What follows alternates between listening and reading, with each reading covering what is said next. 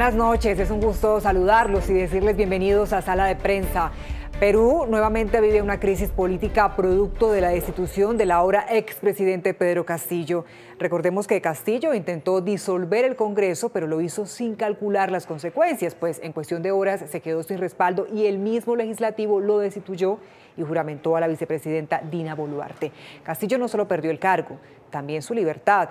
Mientras la nueva presidenta intenta conformar un gabinete de gobierno en las calles, la tensión aumenta. Vean por qué en el siguiente informe ampliamos este tema. El tercer día de crisis política en el Perú comenzó con bloqueos en la vía panamericana en la provincia de Ica.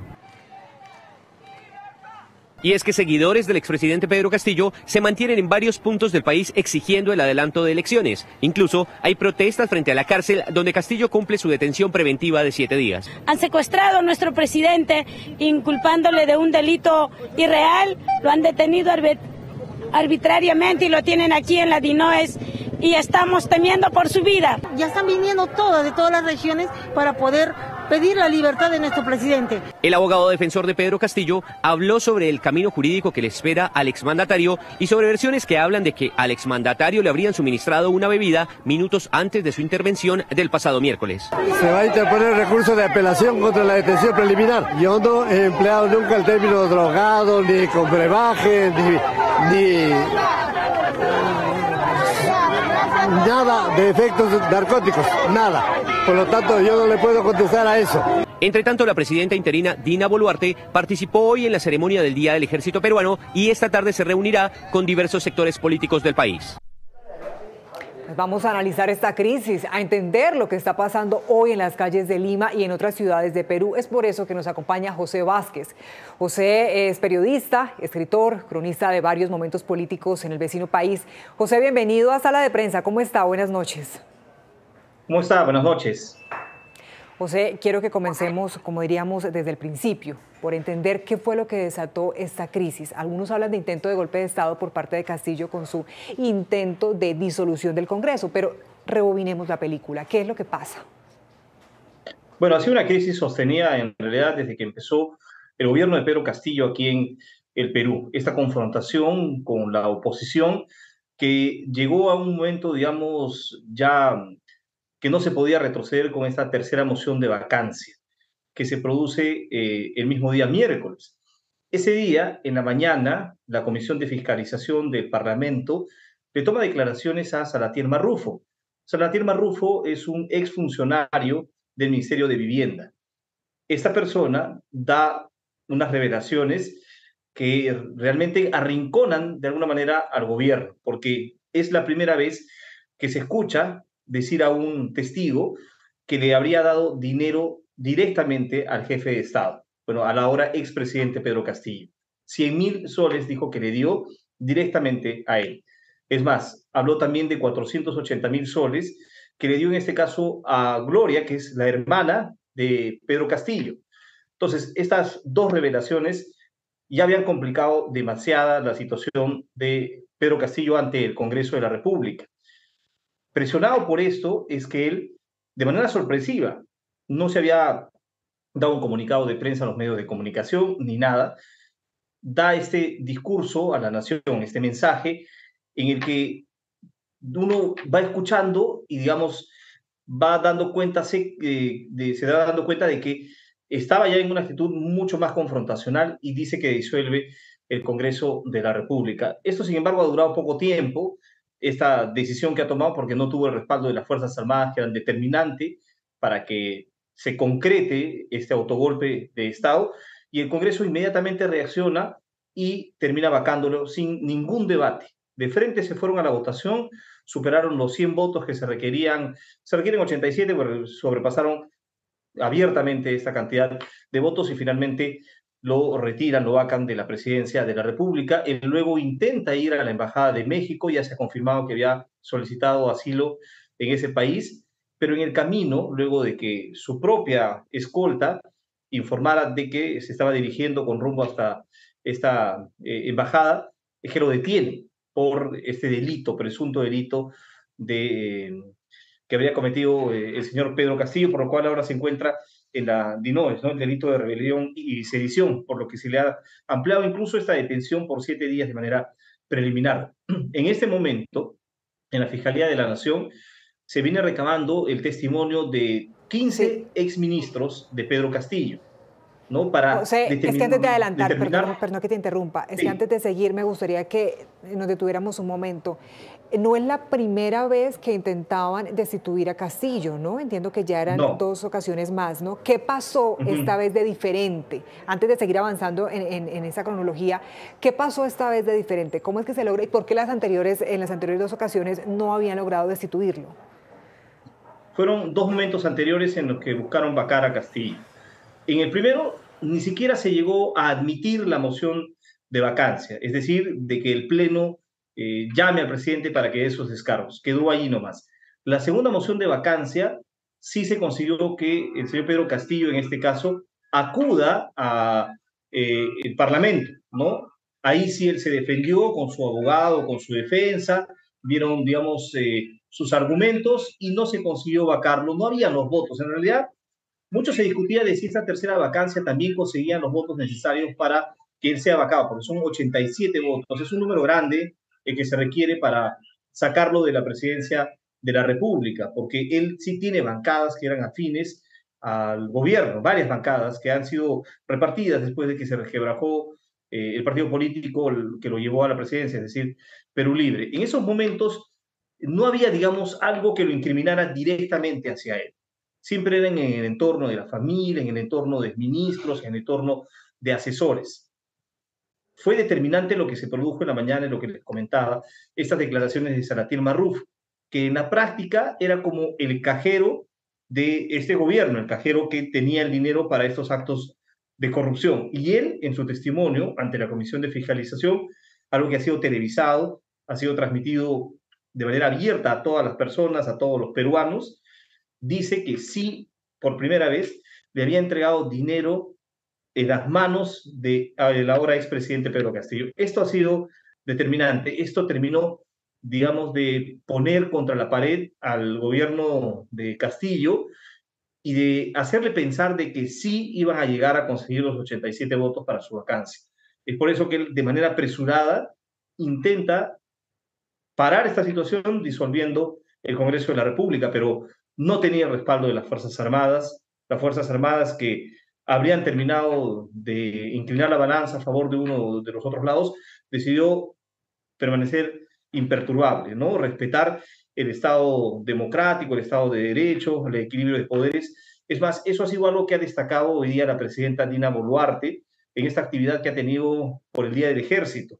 En su discurso señala y agradece a las Fuerzas Armadas de haber mantenido el equilibrio de poderes, decía eso, ¿no? Entonces, esa es la situación que se generó antes y, repito nuevamente, lo determinante fue las declaraciones de este personaje, Salatiel Marrufo, un ex asesor del Ministerio de Vivienda, donde ocupaba cargo Heiner Alvarado, sobre quien también pesa unas acusaciones graves de corrupción y en este momento también está digamos, en una situación con impedimento de salida del país, etcétera, además de otros ministros más. Sí, José, se dice que esa situación, esta destitución, pues ya se veía venir.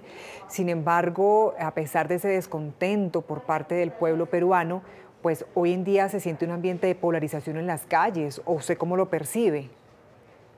Sí, sigue la polarización, ¿no? Hay muchos movimientos sociales, organizaciones que están marchando en diferentes regiones del país.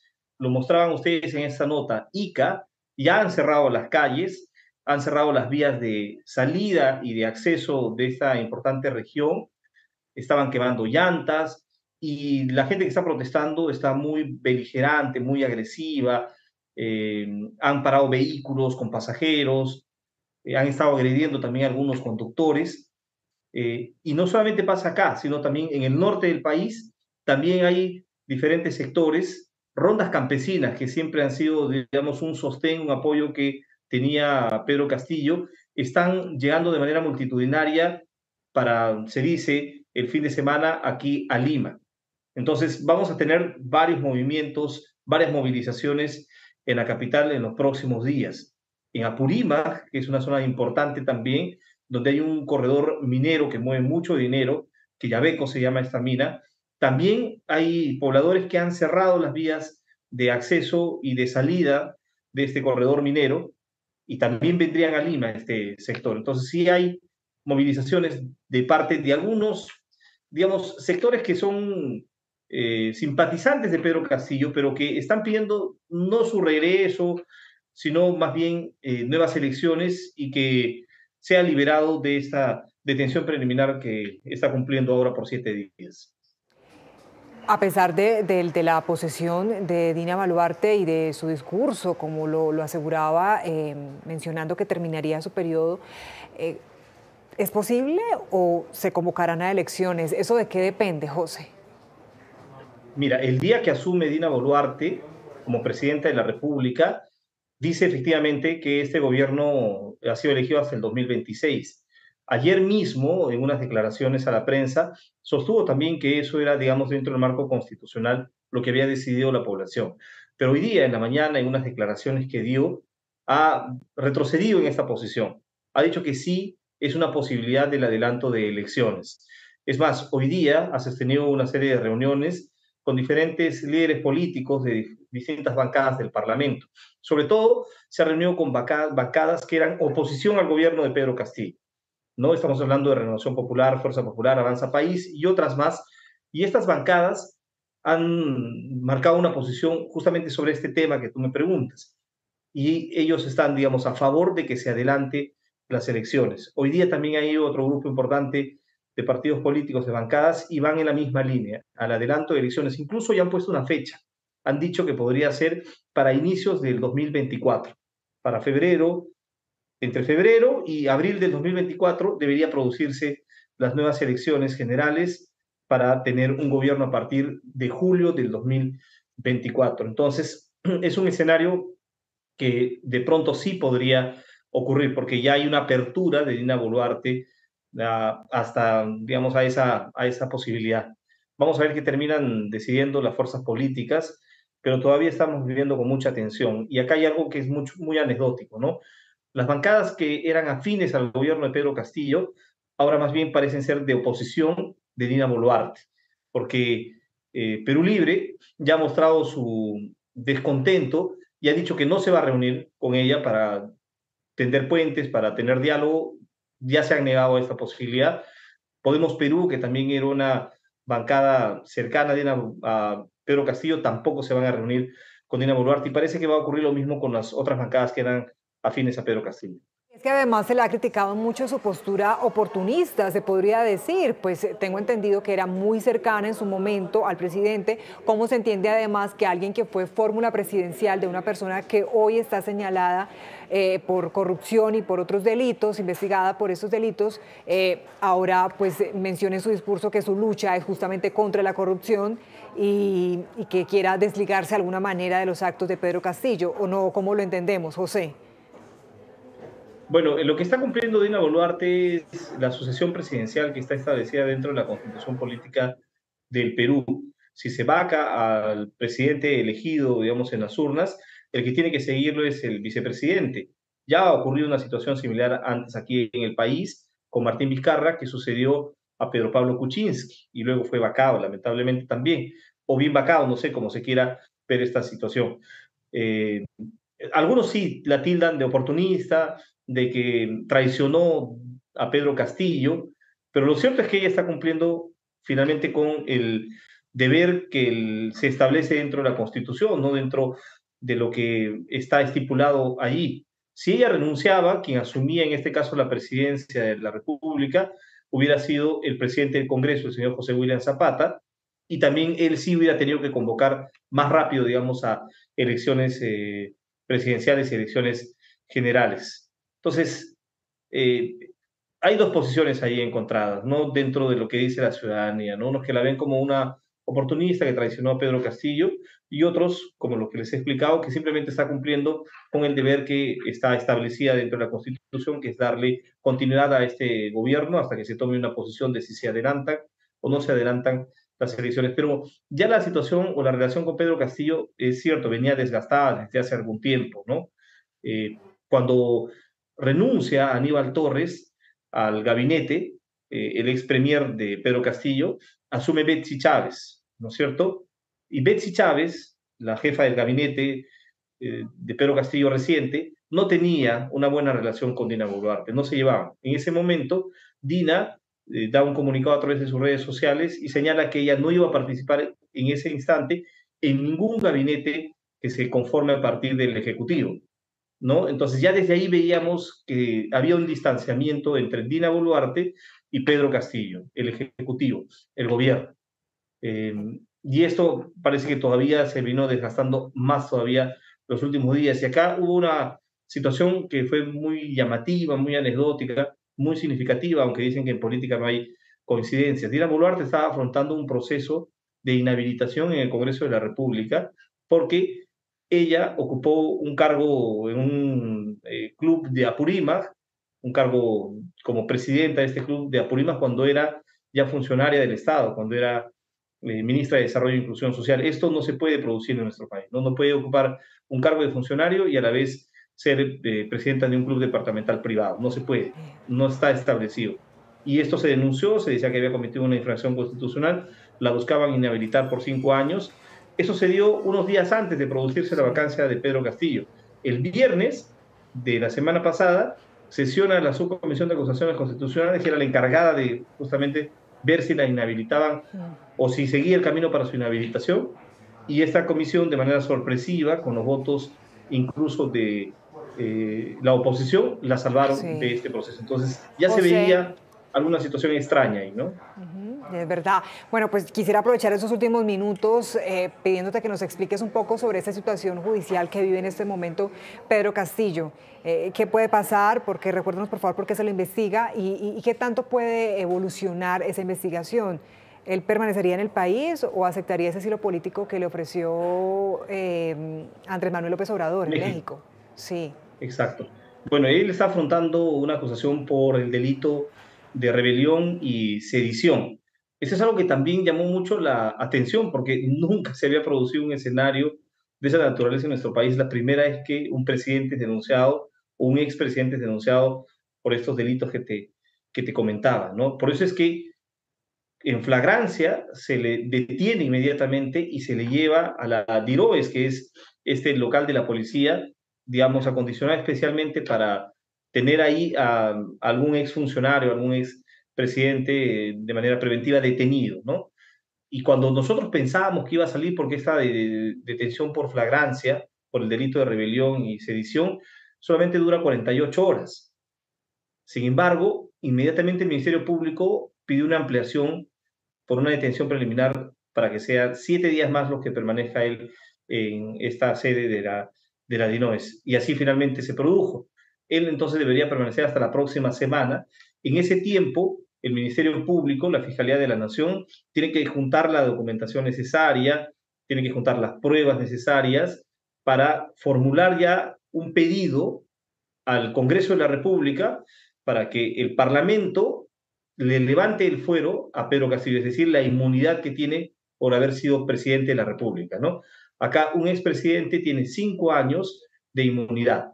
Entonces, esto se lo tiene que solicitar al Congreso, el Congreso debe darle trámite, seguramente va a ser un trámite rápido, pasar por la Subcomisión de Acusaciones Constitucionales, la Comisión Permanente del Pleno del Congreso y tomar la decisión de levantarle el fuero.